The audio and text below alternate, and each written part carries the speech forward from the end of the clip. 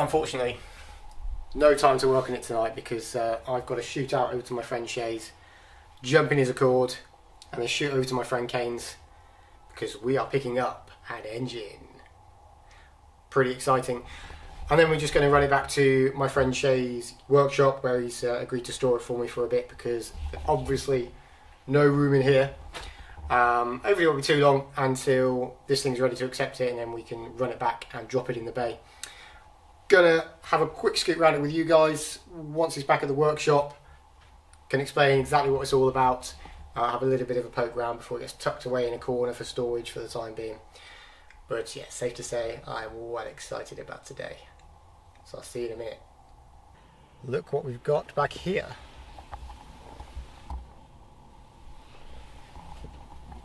Only an actual real life engine for the Del Sol.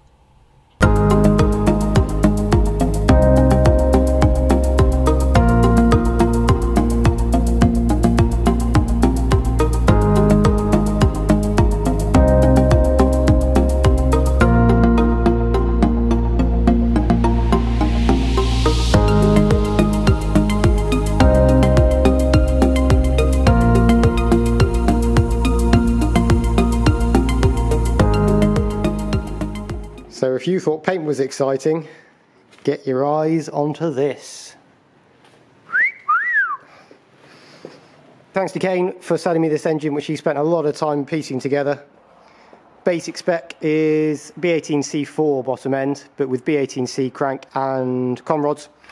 Wiseco high compression pistons, full B16B Civic EK9 head with Skunk 2 Pro 2 cams, titanium lifters and valves and all kinds of cool stuff, and the pièce de résistance Gen V ITBs bolted on the front. A few other bits and pieces on it as well, but all you really need to know is 13.2 to 1 compression, 9,500 RPM, somewhere around 230 horsepower.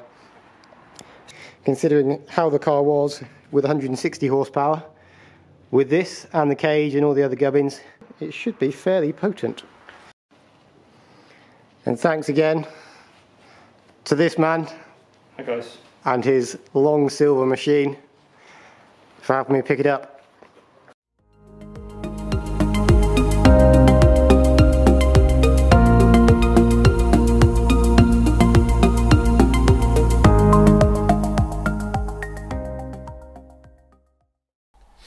So the car's been home for almost 2 weeks now, and what have I achieved?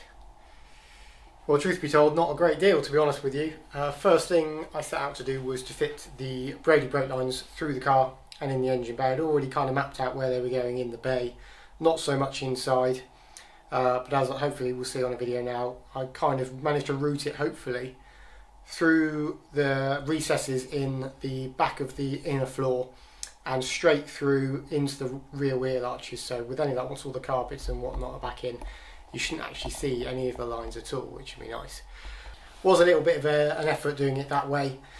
I did have to drill a new hole either side to go into the box itself, and then ended up having to flip the lines around because the 90-degree on the end that was supposed to be in the wheel arch was just under too much tension to find the main braided hose off of the rear brake.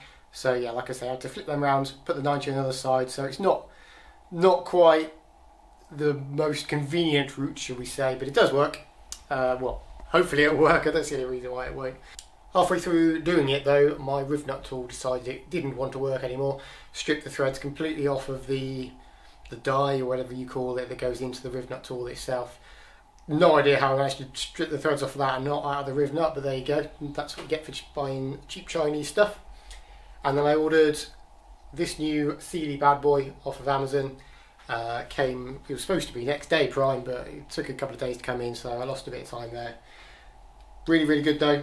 Actually recommended by Matt Urchfab, who did my cage. He actually uses the long arm version of this. This is the short arm version, which I bought because it was half the price, and I thought it would be much easier for getting access into the nooks and crannies in the engine bay where the brake lines go and everything. But so far, so good. Really recommend this actually. Much, much better than kind of the £15–20 ones that you can buy from Machine Mart and wherever else. So get one of those. Aside from that, I've just been fitting a few bits and pieces on the outside and inside, some seals and the rear panel and whatnot. Just trying to get some stuff out of the boxes and back onto the car. It's a bit safer on the car, I think. And I've started out fitting one of the doors. This afternoon we're just going to watch a bit of a time lapse of me fitting up the rest of that door, the other door, a few other bits and pieces maybe, just fitting up as much as I can in a short space of time. The main job, which I'm going to potentially crack on with next week, is to modify my loom again, just so I can sit the battery inside, which I have ordered, and run a bit of the wiring in the inner wings as opposed to in the engine bay, to tidy it up a little bit. Once I've done that, the interior can go back in, and then really we're not going to be too far away from dropping the new engine in with any luck. So I'm not going to commit to a timescale. haven't done throughout this project, so I'm not beginning to start now.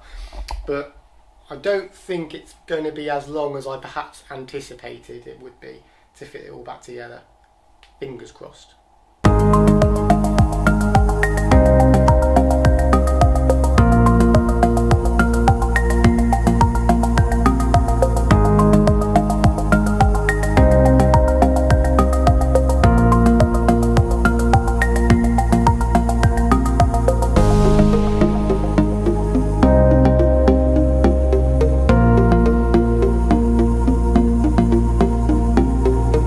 We just missed the end of that time lapse because the SD card was full on the GoPro, but all of the right hand side door is now fitted up. I had a little bit of an issue with the mirror at the end because I'm a knobhead and didn't run a tap through after I did the dolphin glaze, so quite a lot of rubbish I had to clear out. But yeah, handles in, mirrors on, window regulator is all in and working, obviously the quarter glass is in, door cards on. Just got these temporary handles on here at the moment. I think I'll make some fabric jobbies afterwards, and a speaker in. So yeah, all is well. Probably needs a little bit of adjustment, but I haven't got the seals on the roof or anything yet, so there's no point trying to do that until everything is fitted up. But yeah, like a Golf.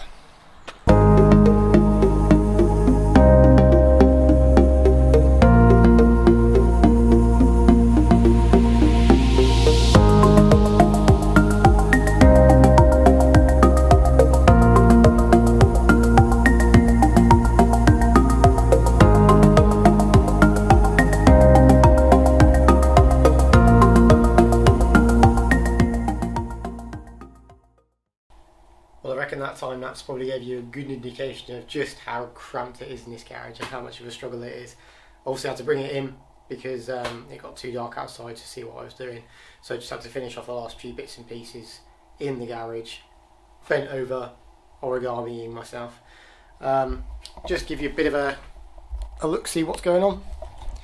So the car is pretty much as far over against this wall as it can be with the panels and stuff there. And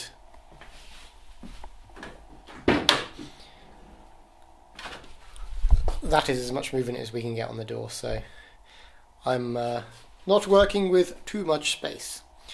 What we got done though, haven't quite got the door finished up. It's close though. Can't get the door loom in without opening the door wide, so that's why the door card can't go on. Here is said door loom, which is a shadow of its former self. I've stripped out a lot of stuff from the door. Electric windows have stayed, electric mirrors have disappeared, central locking has disappeared, which never worked anyway. A few other bits and pieces as well. And so yeah, stripped down the door loom to just two plugs. One for the electric window, which actually only 2 pins are used from, and then the speaker terminals there as well. Those are my new speakers. Nothing particularly special, to be fair, just some half decent Pioneer ones. They have replaced what were essentially just bass drivers before with no tweeters, which sounded absolutely horrific. So hopefully they'll be a lot better. And obviously, I've touched on before my aftermarket door mirrors, which are significantly lighter than the stock electric ones and quite a lot harder to see out of, but I'm quite happy with how they're mounted, to be honest with you, considering there's a great big hole in the door before. They are surprisingly sturdy actually. I'm going to see, and please, if anyone's got any ideas of where I can get it, if I can get a curved glass for here, because at the moment this is flat, which is why they're quite difficult to see out of, with a concave, can't remember, glass on. I think that would be much better, so I'll see if I can get hold of that. What else have I done? Oh, you might have seen, to be fair. I got all the rear panel fitted up the other day, except for the number plate lights, because I couldn't find them. So many boxes and stuff hanging around the place, I had no idea where they were. And they did turn up earlier on, and I'll be honest, I thought I'd forgotten where they were, but no, I've saved them here so I can fit them up a little bit later. Need to get the rails and stuff on the roof, which should be a fairly quick job, and then really I need to start cracking on with the main interior loom, because I can't put any carpets or trims or the dash or anything in until I've got that loom sorted, so really I need to do that.